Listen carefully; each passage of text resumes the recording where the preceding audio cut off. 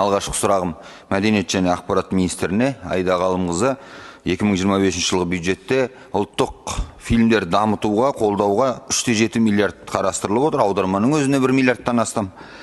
Осы орайда сұрақ, 2024 жылы қанша ұлттық фильм елге жетті және одан қанша пайда түсті? Егер одан ешқандай пайда түспесе, елге жетпесе, ондай шығындардың қажеті қанша? Және қазақ анимациялық мультфильмдерінің дамытуы қалай жүріп жатыр? Олардың контентін толтыру, көрерменін ұлғайту, мысал ретінде YouTube'та айтсаңыз да болады.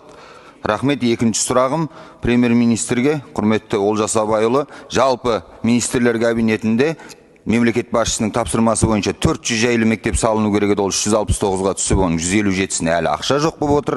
2024 жылдың сәуірінен бастап ең төменгі жалақы 85 мың теңге мөлшерін ұлғайту керек еді. Бұл да мемлекет басшысының тапсырмасы. Кеше экономика министрінің айтуынша бұлда да қозғалыстар жоқ.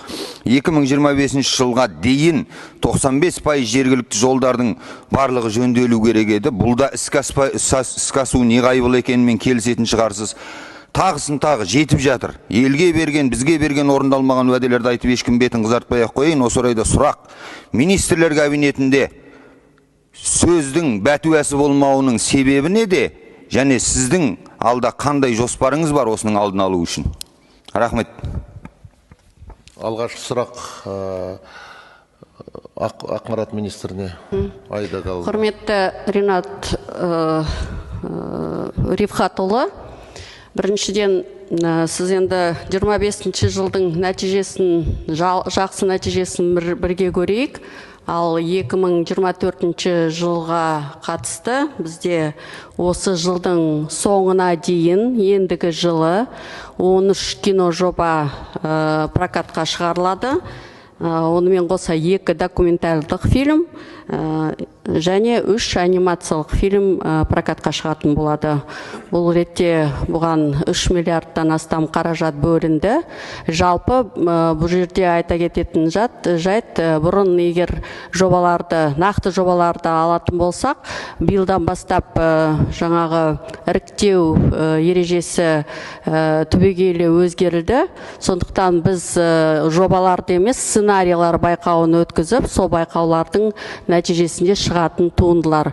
Менің ойымша бұл жалпы бұқара халыққа бір жақсы жаңалықтар болады деп сенімдімін.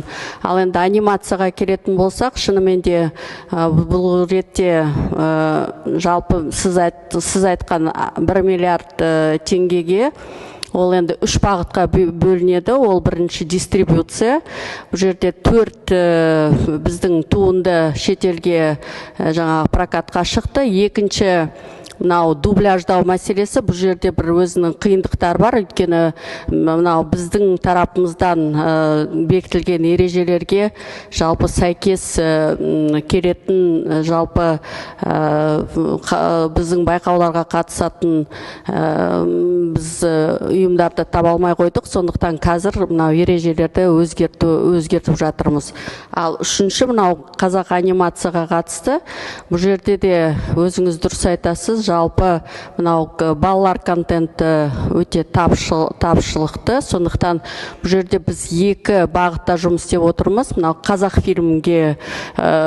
фильм арқылы. Екінші бағыт бұл біздің мынау телевизиядағы балапан телеканалының өнімдері және басқа да жекеменшік ұйымдармен олармен бірлесіп жаңағы арнайы жобалар жасап, оны мынау YouTube'қа жүктеу мәселелері. Сондықтан мынау жалпы осы мәселеге қатысты біз мынау көпшілік балалардың көретін Nickelodeon, TG, Disney каналдарының өнімдерін қазақшаға аудардық. Бұл жерде жақсы нәтиже бар.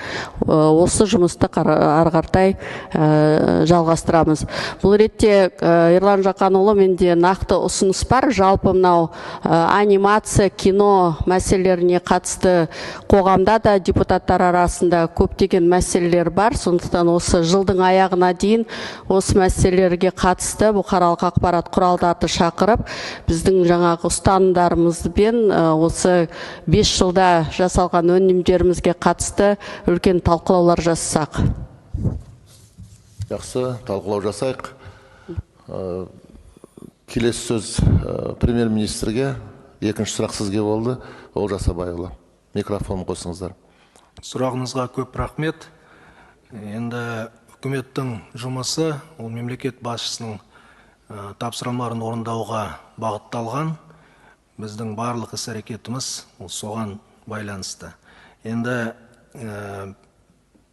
осы бюджет қараған кезде бізге 32 триллион теңгеге өтінімдер түсті, бірақ қолымызда бар қаражат ол 15 триллион теңге. Осы қаражаттың шеңберінде біз барлық жұмыстарды ұйымдастырып жатырмыз. Ал ары қарай экономикамызды дамытып, жоғары өңделген тауарларды өндіруіміз қажет елде. Сонда бюджеттің кірістері өседі, уәделердің барлығы орындалатын болады. Рахмет.